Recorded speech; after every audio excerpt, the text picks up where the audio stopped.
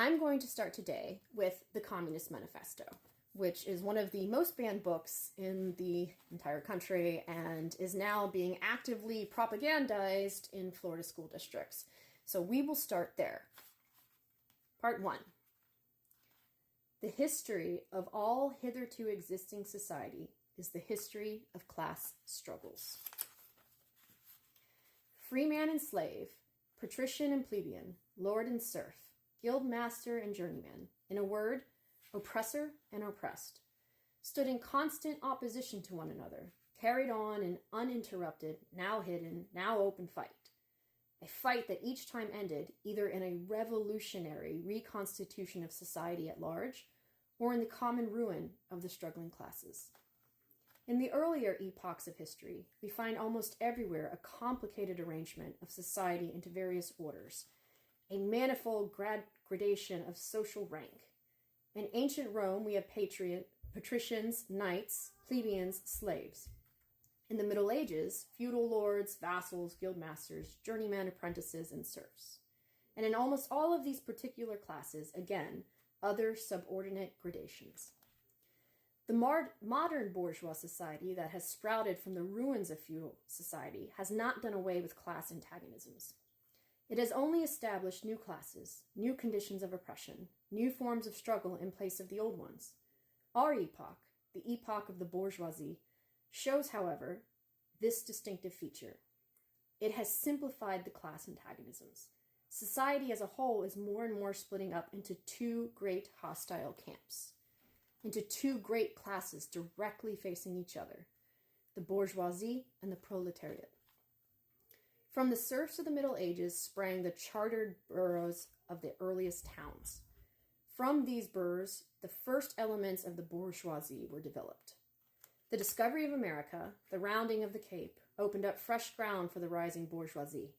The East Indian and Chinese markets, the colonization of America, trade with the colonies, the increase in the means of exchange and in commodities generally, gave to commerce, to navigation, to industry, an impulse never before known, and thereby to the revolutionary element in the tottering feudal society, a rapid development. The feudal system of industry, under which industrial production was monopolized by closed guilds, now no longer sufficed for the growing wants of the markets. The manufacturing system took its place. The guild masters were pushed on one side by the manufacturing middle class. Division of labor between the different corporate guilds vanished in the face of division of labor in each single workshop. Meanwhile, the markets kept on growing. Demand went on rising. Manufacturing no longer was able to keep up with its growth. Then, steam and machinery revolutionized industrial production. The place of manufacture was taken by the giant modern industry, the place of the industrial middle class by industrial millionaires, the leaders of the whole industrial armies, the modern bourgeoisie. Modern industry has established the world market, for which the discovery of America paved the way. This market has given an immense development to commerce, to navigation, to communication by land. This development has, in its turn, reacted on the extension of industry, and in proportion as industry, commerce, navigation, railways, extended in the same proportion the bourgeoisie developed, increased its capital, and pushed into the background every class handed down from the Middle Ages.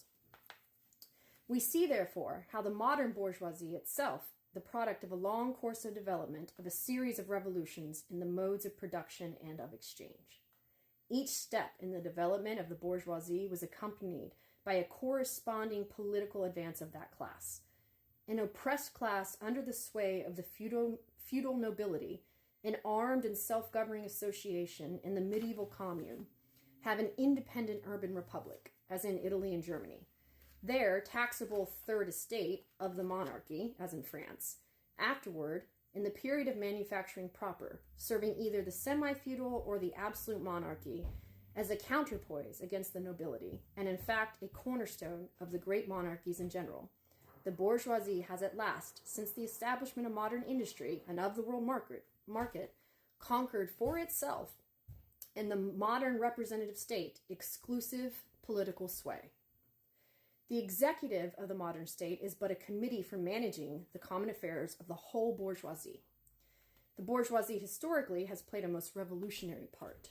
The bourgeoisie, however, where it has got the upper hand, has put an end to all feudal, patriarchal, idyllic relations. It has pitilessly torn asunder the motley feudal ties that bound man to his natural superiors, and has left remaining no other bond between man and man than naked self-interest and callous cash payment. It has drowned the most heavily ecstasies of religious fervor, of chivalrous enthusiasm, of Philistine sentimentalism, and the icy water of egotistical calculation.